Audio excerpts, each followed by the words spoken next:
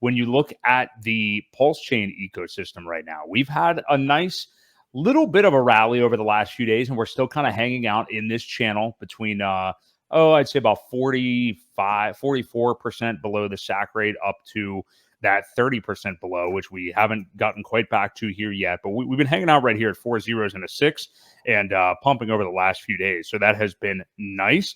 Pulse X still down 83% below SAC rate, but of course it has come up from recent lows as well.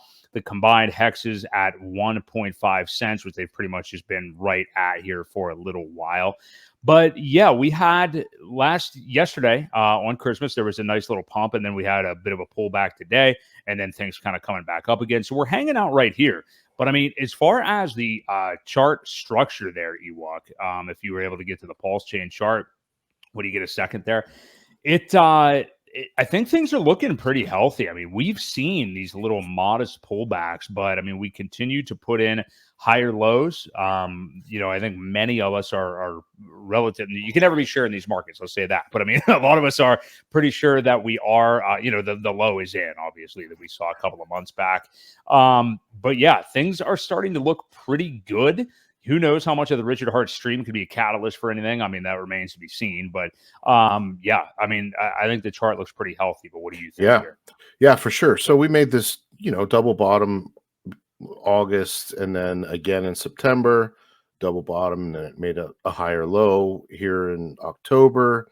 And then here another double bottom almost. It retested a level of that point, I don't know, 4 zeros and a 4.6, tested that again, and it went on. So it's structurally looking very healthy, as long as we continue to make higher lows and get some nice run-ups like we've had here the past, we had 1 2 3 4 5 6 7 8 9 10 11 12 13 12 out of the last 13 candles have been green, and then you get a couple little pullbacks here.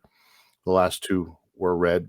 We haven't seen this one finish yet, but a red one in there a little bit is healthy for sure. Still need to I think we still need to wash out some of the people that don't believe as much. But we're getting there. There's definitely not as heavy selling going on as there was.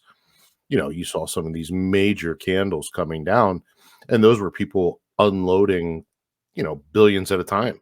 So we're just not seeing that. And I think a lot of people have either believed, the people now either believe, or, they're out of ammunition. So, I think we're at a critical time here as the new year comes into play.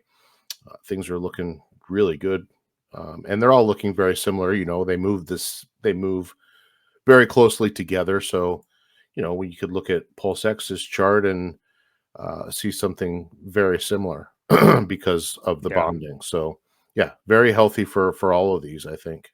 And I think, to give anybody that is thinking about DCAing right here, even a little bit more solace, as Alan just said in the chat, if you wanted to pull up the Pulse weekly chart or Pulse X, probably preferably Pulse. But I mean, if you just look at it weekly, things look even better, obviously. It's a chance for you, not that we're like headed straight down or anything like we were a couple of months ago. But yeah, I mean, like you can already see right there, looking at this on a weekly time frame, it looks even more bullish and will kind of, again, comforts you. I mean, I think that people probably shouldn't really worry about the daily charts too much. I mean, it's nice to see them, to maybe see here and there on a short-term level DCAing. But I mean, if you're just trying to ape into this ecosystem right now, I think looking at this weekly is definitely the way to go. When in doubt, zoom out. Exactly. Yeah. Yeah, it's looking good for sure.